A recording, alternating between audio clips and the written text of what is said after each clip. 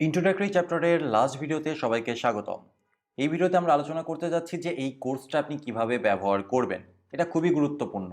আমাদের কোর্সে অনেক টাইপের কন্টেন্ট থাকবে।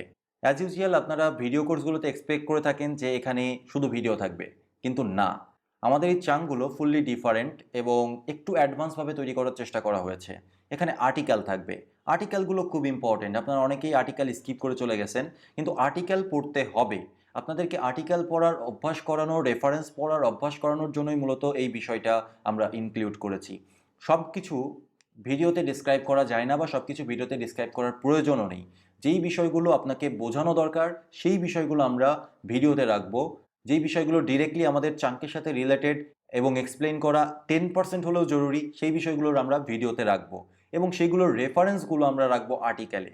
দেখা যাচ্ছে যে কোনো একটা সিস্টেমের জন্য আমরা 5টা মেথড করে দেখালাম, আরও 10টা মেথড আছে। সেই 10টা মেথডের কাজ কিভাবে করতে হয় সেটার প্যাটার্ন আমরা ভিডিওতে দেখিয়ে দিব এবং বাকি রেফারেন্সগুলো, এক্সাম্পলগুলো আমরা আর্টিকেলে দিব।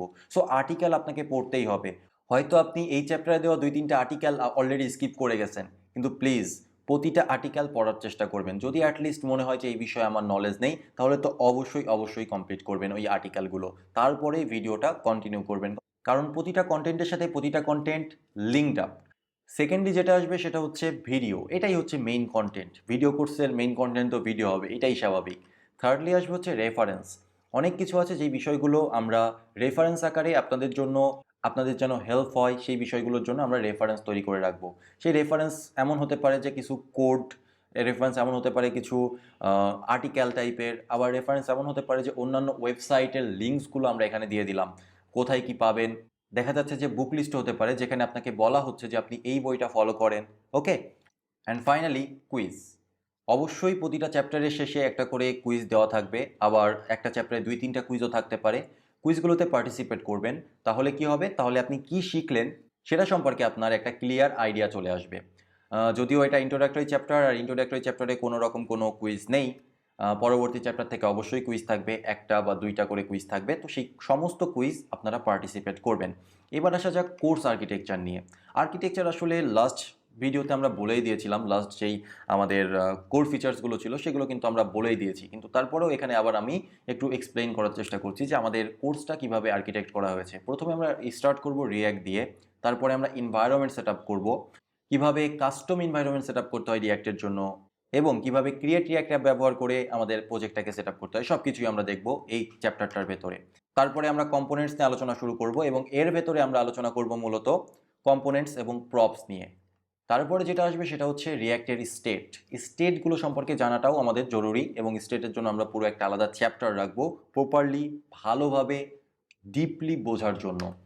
তারপরে থাকবে ইভেন্টস খুবই ইম্পর্টেন্ট, যেটা আমি এর আগেও বলেছি। আমাদের সব জায়গায় ইভেন্টস নিয়ে কাজ করতে হবে, আর তাই ইভেন্টসের জন্য আলাদা একটা চ্যাপ্টারই রয়েছে।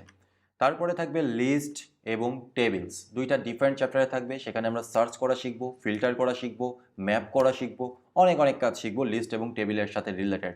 ইভেন টেবিল এবং লিস্টের সাথে তো আমরা পেজিনেশনও শিখবো, front in pagination. And finally forms তো কতটা ইম্পর্টেন্ট সেটা এর আগের একটা ভিডিওতে আমি প্রপারলি বলেছি। প্রতিটা চ্যাপ্টারে ছোট ছোট কিছু প্রজেক্ট এবং ছোট ছোট কিছু প্র্যাকটিস থাকবে, সেগুলো আপনাকে করতে হবে। আর্টিকেলের ভেতরে প্র্যাকটিসগুলো দেওয়া থাকবে যে আপনাকে, যদি কোনো প্র্যাকটিস দেওয়া থাকে তাহলে একটা আর্টিকেলের ভেতরে দেওয়া থাকবে যে আপনি কি প্র্যাকটিস করবেন।